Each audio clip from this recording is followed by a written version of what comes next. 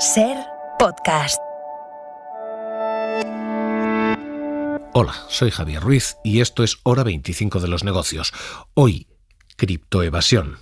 Las criptomonedas utilizadas para evadir las sanciones de guerra. Son clientes rusos a las puertas de los cajeros automáticos, protestando por la falta de cambio. Невозможно относиться положительно в том плане, что в какой-то мере это негативное явление. Y el comentario es una y otra vez el mismo. Falta efectivo, los controles de capitales están dañando a la economía rusa hasta este punto. Se necesita ropa, se necesita pagar, pero no hay dinero. El rublo ha caído un 30% desde que comenzó la guerra y desde que comenzaron las sanciones. Y hasta aquí era la teoría económica, porque hasta aquí llegaba la guerra del siglo XX. La guerra financiera en el siglo XXI tiene un nuevo elemento, y son las criptomonedas. Esas criptomonedas están permitiendo a algunos oligarcas y a mucha población rusa cambiar sus rublos, que caen un 30% de valor, por bitcoins, que suben. No solamente no los empobrecen, sino que los hacen más ricos. Se rompe la que hasta ahora había sido doctrina de Estados Unidos, la de la asfixia económica, decía Biden. Que presumía de que el rublo hubiera caído un 30%. Y que la economía estaba descarrilando porque se había controlado el tráfico de rublos. Bueno, pues con esta nueva forma, con la posibilidad de cambiar esos rublos por bitcoins y de, por tanto, primero, evitar la depreciación y, segundo, evitar los controles de capitales, con esta preocupación en mente hay respuesta internacional. Primero, de la Unión Europea. Ha habido reunión de ministros de finanzas y la presidenta del Banco Central Europeo, Christine Lagarde, lanza un aviso. Hay que controlar también esto para evitar que el dinero ruso salga de Rusia en forma de Bitcoin, entre en la Unión Europea sorteando las sanciones, decía Lagarde. Whenever there is a ban, a prohibition, or a mechanism in place to boycott or prohibit, que cada vez que hay una prohibición o un mecanismo, hay formas delictivas de intentar eludir la prohibición. Por eso es tan importante la regulación de los criptoactivos y que se haga de manera tan rápido como se pueda para que queden realmente regulados.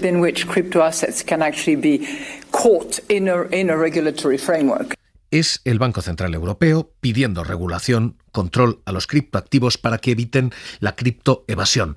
Es un mensaje muy similar al que ha lanzado anteriormente el Banco de España, el gobernador Hernández de Cos. Dadas estas características de los criptoactivos por un lado y dada esta evolución reciente, yo creo que es fácilmente comprensible por qué las autoridades financieras estamos cada vez más preocupadas, ¿no?, por este fenómeno, y simplemente como ilustración el Consejo de Estabilidad Financiera, el Financial Stability Board, pues ha enfatizado muy recientemente en un informe que precisamente sirvió de base para la discusión en el G20, que estos mercados podrían alcanzar un punto donde representen una amenaza para la estabilidad financiera a escala global, al menos si no se regulan y si no se supervisan adecuadamente, ¿no? Los ministros de Finanzas de la Unión Europea han pedido ya regular esto, frenar la conversión del rublo a bitcoins, del rublo a Ethereum, del rublo a criptoactivos.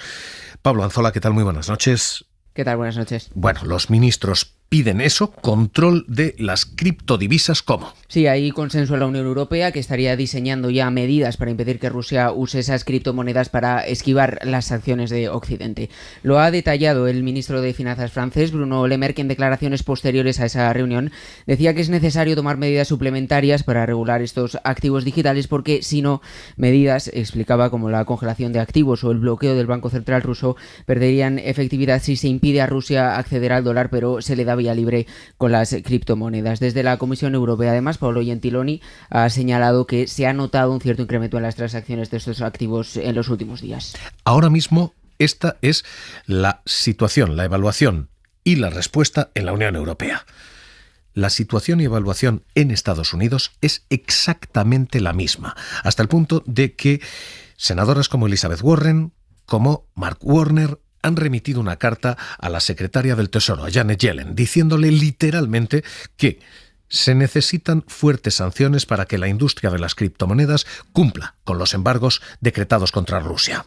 Es algo crítico, dice esa carta, dado que algunos de sus activos, que permiten a entidades sortear el sistema financiero tradicional, pueden ser utilizadas como herramientas para evadir las sanciones.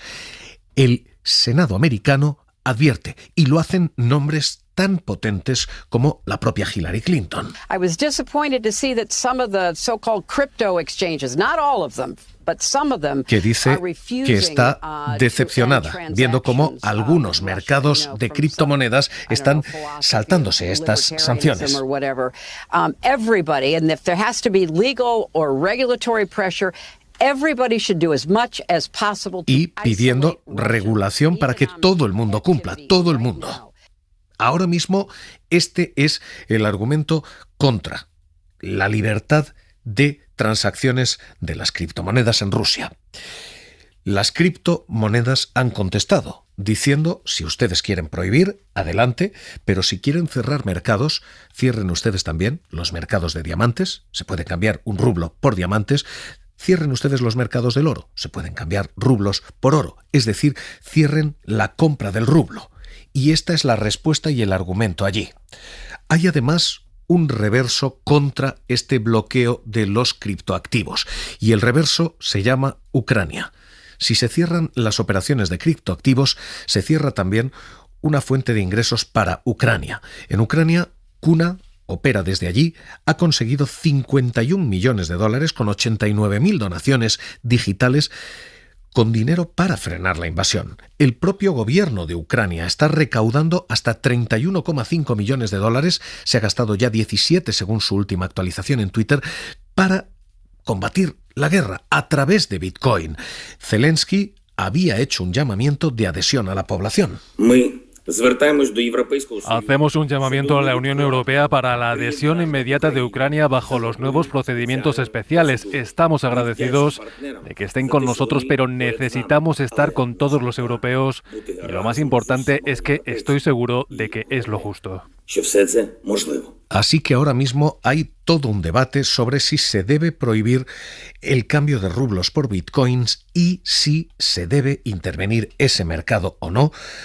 Adolfo Contreras, director de negocio institucional de Prosegur Cripto. ¿Qué tal? Muy buenas noches. Buenas noches, muchas gracias por invitarme. ¿Se debe prohibir el cambio de bitcoins por rublos? ¿Esto puede ser un mecanismo de criptoevasión? Yo creo que no. Yo creo que corremos el riesgo de tener una regulación demasiado restrictiva que lo que haga sea impulsar pues el movimiento de este tipo de criptoactivos a operaciones, digamos, más clandestinas, ¿no? Es decir, nosotros, por ejemplo, en Prosegur Cripto, pues operamos, obviamente, pues dentro del entorno regulado, ¿no? Esto es como en el sistema financiero que conocemos. Tú puedes mover dinero con un banco convencional o con efectivo, ¿no? Y entonces con los criptoactivos ocurre exactamente lo mismo. Tú puedes operar a través de plataformas pues como exchanges o a través de custodios como Prosegur Cripto, o alternativamente pues de forma privada, ¿no? Lo que pasa es que la forma privada pues es algo digamos que no es trivial, es algo que tiene cierta complejidad, ¿no? Para eso estamos pues operadores como nosotros, pero sin duda habrá gente que si se le prohíbe demasiado y tiene mucho que ganar pues utilizándolo en privado, pues optará por esta opción, ¿no? Entonces yo creo que hay que tener mucho cuidado con la prohibición de algo que realmente pues no se puede parar, ¿no? En realidad un criptoactivo no deja de ser más que un secreto, ¿no? Alguien que tenga unas claves privadas lo que tiene es un secreto, ¿no? Y con ello, pues la opción de mover criptoactivos de un lado a otro. Claro, pero hay un argumento en quienes defienden la prohibición. El rublo ha caído un 30% de valor. El objetivo de las sanciones es precisamente esto, empobrecer a la economía rusa, empobrecer a Rusia un 30% en 24-48 horas. Si se permite el cambio del rublo por ejemplo, bitcoins, no solamente uno evita el 30% de empobrecimiento, no solamente se evitan esas sanciones, sino que además se le permite salir de un mercado en el que teóricamente estaba cercado. ¿Hay un argumento en pro de esta regulación, en pro de decir, evitemos que se sorteen las sanciones? Es que en realidad cuando hablamos de sanciones tenemos que diferenciar entre lo que sería una regulación de aquellas empresas, pues que obviamente somos proveedores de servicio, ¿no? Y obviamente estamos sujetos a la ley, de lo que sería pues que un individuo de forma privada interactúe con la red de Bitcoin, de Ethereum o de cualquier otro criptoactivo, ¿no? Entonces, en el primer caso, esas sanciones sí que obviamente tienen efecto, ¿no? Y puedes evitar que alguien haga esa compraventa, eso sin duda. Pero en el caso de que un individuo ya tenga esos bitcoins o haya accedido a ellos, pues a través de mercados, de persona a persona, ese tipo de transacciones pues no se pueden. Lo único que, en mi opinión, podría ocurrir es que se muevan a un mercado negro, ¿no? Y eso pues sería preocupante, en mi opinión, mover o impulsar al mercado a moverse a operaciones clandestinas, ¿no? Que sean más difíciles de trazar. Guíenos. Teóricamente, cada una de estas transacciones deja un rastro. El blockchain deja literalmente paso a paso cada uno de los intercambios de Bitcoin o de Ethereum, de alguna de las, divisas digitales o de los criptoactivos. Esos intercambios, ¿esto puede ser utilizado el día de mañana como prueba de haber evadido, de haber sorteado sanciones? ¿Puede ser mañana reconstruido para cargar o perseguir a quien pueda haber sorteado esas sanciones? Sí. La respuesta rápida o breve, mejor dicho, es sí. Es decir, sí que si unimos, digamos, transacciones a eventos en el mundo real, es decir, si somos capaces de vincular cosas que pasan en la blockchain de Bitcoin con eventos en el mundo real, podemos terminar identificando perfectamente a un individuo, ¿no? Y de hecho, esto es la forma que los fuerzas y cuerpos de seguridad de Estado pues pillan a los malos, digamos, ¿no? Pero claro, el problema es si miles de personas o decenas de miles de personas se ponen a hacer transacciones en la blockchain de Bitcoin, el coste de identificar a todos y cada uno de esos individuos sería estratosférico, ¿no? Entonces, se me antoja bastante complicado, digamos, poner reglas a gran escala, ¿no? Que impidan este tipo de movimientos, ¿no? Porque sí, se podría identificar, pero es que, por ejemplo, para que nos hagamos una idea, la identificación de los autores de un hackeo de hace 6 años, que tuvo un valor de 3,6 billones con B de dólares, tardó 6 años en resolverse. Entonces, no es viable pensar que esto se pueda llevar a gran escala con miles de personas. Pues Adolfo Contreras, director de negocio institucional de Prosegur Cripto, gracias por estar con nosotros esta noche en Hora 25 de los Negocios. Un abrazo. Un abrazo. De momento, el Bitcoin y las criptomonedas se están convirtiendo en refugio. De hecho, se han disparado desde que comenzó la guerra. El dinero se está yendo allí. El que no puede salir por los surtidores normales de la economía termina saliendo por los de criptomonedas. Y Sira Valdés, ¿qué tal? Muy buenas noches. Hola, buenas noches. Y está disparándose la cotización de Bitcoin, de Ethereum, de las monedas virtuales. Este conflicto ha supuesto indudablemente un repunte del valor del Bitcoin, aunque aún sigue muy por debajo de sus máximos. Tras esa reunión de los ministros europeos, hoy cae más de un 3% y se mueve en el entorno de los $42.000. Pero pese a este descenso, el Bitcoin acumula una subida de más de un 10% en los últimos 5 días, frente a caídas, por ejemplo, de más de un 25% desde que hace 3 meses tocará su máximo histórico por encima de los $68.000. Hoy esta es la gran cuestión y el gran dilema. ¿Se ha de regular las criptodivisas para evitar que sorteen los cajeros vacíos?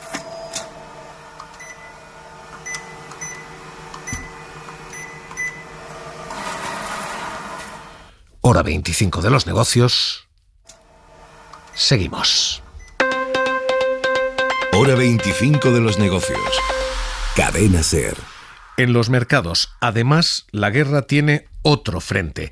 Además del frente financiero está el del petróleo, el energético. Y la Agencia Internacional de la Energía hoy ha hecho un llamamiento muy concreto. Llamamiento a no renovar los contratos con Gazprom. Básicamente, lo que dice la Agencia Internacional de la Energía es que el gas ruso es el 12% de lo que Rusia exporta. El 12% de todas sus exportaciones son gas. El gas ruso, que son el 40% de lo que Europa importa, el 40% del gas que Europa importa es gas ruso. Este es un gas que no ha de ser renovado. Lo decía Faith Bayrol, el responsable de la Agencia Internacional de la Energía, que hoy planteaba que durante décadas y décadas la Unión Europea ha dependido de Rusia. Pero que lo que estamos experimentando ahora es que Rusia ha convertido ese gas en un arma.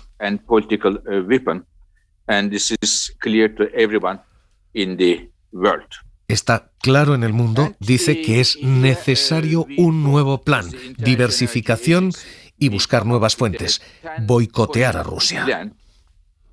How we can reduce Europe's reliance on Russian gas between now. Y ese intento para terminar con la dependencia rusa se ha puesto ya en marcha la Agencia Internacional de la Energía. Eladio Meizoso, ¿qué tal? Muy buenas noches. Ha desarrollado un plan de 10 puntos precisamente para eso, para esquivar, para sortear a Rusia. Sí, la agencia aclara que en 2021 la Unión Europea importó de Rusia 155 billones de metros cúbicos, BCM, de gas natural. Y su plan pasa por reducirlas en un tercio, incluyendo reemplazar 30 BCM con compras a otros países, fijar niveles mínimos de almacenamiento, acelerar la instalación de energía eólica y solar, usar al máximo la capacidad nuclear, mejorar la eficiencia energética, reemplazar calderas de gas por bombas de calor, bajar 1 grado los termostatos de calefacción y con todo esto, dice la agencia, en un año la necesidad de importación de Rusia se reduciría a 100 BCM. 100 BCM. Para ponerlo en perspectiva, España consume al año 39 y la capacidad de su interconexión con Francia es de 7. Datos de Enagas. Así que la dependencia europea de Rusia seguiría siendo aún muy grande.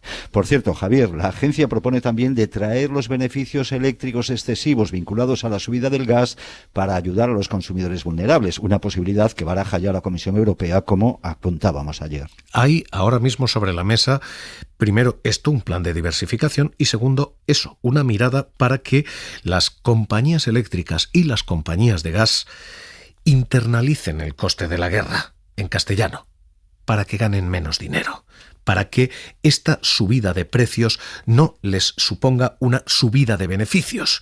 De hecho, anoche, la ministra Teresa Rivera, la vicepresidenta tercera del Gobierno, lo decía aquí.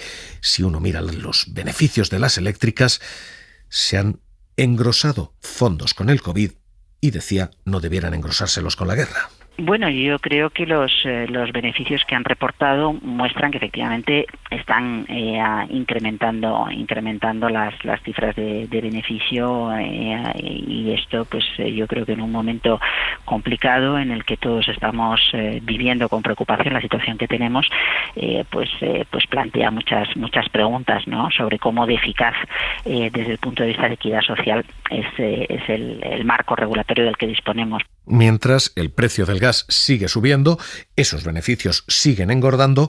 Hoy otro 13%, otro porque Sira ha vuelto a dispararse el precio del gas natural hoy. Los mercados energéticos han vivido hoy una nueva sesión de muchísima volatilidad. En el caso del gas, como viene ocurriendo en los últimos días, los movimientos han sido más espectaculares incluso que en el del petróleo, porque ha llegado a rozar los 200 euros el megavatio hora, marcando un nuevo máximo histórico, pero ha terminado la sesión después cayendo casi un 11 hasta los 147 euros, muy por encima, en cualquier caso, de los 90 en que se situaba al cierre justo el día antes de los ataques a Ucrania. Joaquín Robles, analista de XTV. ¿Qué tal? Muy buenas noches. ¿Qué tal? Muy buenas noches. Vamos a hablar enseguida de bolsas, pero le quiero preguntar por esto, por energía. Primero, ¿hasta dónde nos lleva el precio del petróleo, el precio del gas natural? Porque ahora mismo está en subida libre. Y segundo, y en cualquier caso, a las eléctricas hay que ponerles algo de distancia. Se está empezando a decir, ganan demasiado dinero, igual hay que meter mano a sus beneficios. Bueno, lo que está claro es que se va a convertir en uno de los mayores problemas los precios de la energía, porque nos afecta a todos, ¿no?, a los consumidores finales y luego también a las empresas, ¿no? que van a ver cómo sus márgenes de beneficio cada vez se estrechan más y tarde o temprano eso se va a trasladar de nuevo también a los consumidores. Y luego lo que se está barajando ahora en el mercado, ¿no? La dificultad añadida para los bancos centrales. Querían subir los tipos de interés porque hay una alta inflación, esa inflación va a seguir subiendo, pero el problema es que puede que primero se lleve por delante el crecimiento económico. Y respecto a los beneficios de las eléctricas, bueno, también es verdad que se han visto reducidos, ¿no? Por los diferenciales. Y bueno, y también el gobierno, ¿no? Está engrosando, ¿no? Esos beneficios vía impuestos, porque no hay que olvidar que tanto la gasolina como la electricidad, la mayor parte de la factura que pagamos son impuestos. ¿Es momento de marcar cierta distancia del sector eléctrico o el sector eléctrico va a volver a ingresar con este conflicto, con la guerra? Bueno, obviamente que a mayores precios, mayores márgenes, ¿no? Pero bueno, ya hemos visto cómo en el pasado ha habido medidas, ¿no? Que les han contraído ciertos beneficios para compensar esa diferencia en la factura eléctrica, pero lo que va a ser determinante es que los precios tanto del gas como del petróleo se estabilicen, y eso a día de hoy parece muy complicado porque dependemos mucho de Rusia, va a seguir habiendo interrupciones y parece que va a ser más rápido que se estabilicen los mercados una posible recesión y que los precios bajen vía destrucción de la demanda. Mercados y el resto de bolsas. A esta hora Wall Street prácticamente plano. Hoy está siendo un día de transición en Estados Unidos. Ningún movimiento allí. En un día que aquí ha sido de una bofetada espectacular en bolsa. ¿Sí? Aquí sí que ha habido muchísimo movimiento. Lo que comenzó al inicio de la sesión como una leve caída se ha convertido finalmente en el mayor desplome del IBEX desde noviembre, desde la llegada de Omicron. Se deja un 3,7% y cae hasta los 8.011 puntos, su nivel más bajo desde febrero del año pasado. Aunque todos los valores han cerrado en rojo, las mayores caídas las registran Siemens Gamesa, que se deja más de un 9%, y Meliá y Grifols con más de un 7%. La situación en el continente es muy similar, aunque sus pares europeas registran caídas algo inferiores que oscilan entre el 1,8% del CAC francés y el 2,5% del FTSE londinense. 35 valores de 35 en rojo, y hoy un sector que vuelve a ser sector en apuros, el de aerolíneas / turismo. Meliá cae un 7,7%, IAG cae un 6,1%, Amadeus un 5,2%. Aerolíneas, turismo, otra vez sectores en apuros, otra vez sectores de los que salir. Bueno, es desde luego uno de los sectores que mejor se estaba comportando y ahora con la volatilidad de los que más se están saliendo los inversores.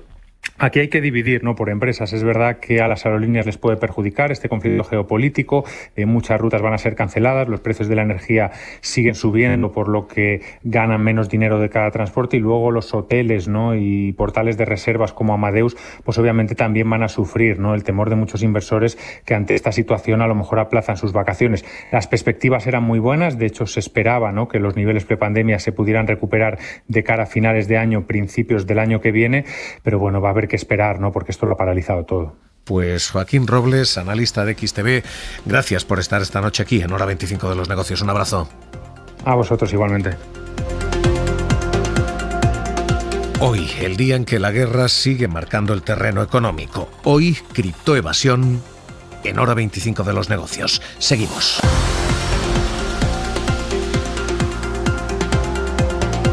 Suscríbete a Hora 25 de los Negocios. Todos los episodios y contenidos adicionales en la app de Cadena SER y en nuestros canales de Apple Podcast, Spotify, iVoox, Google Podcast y YouTube.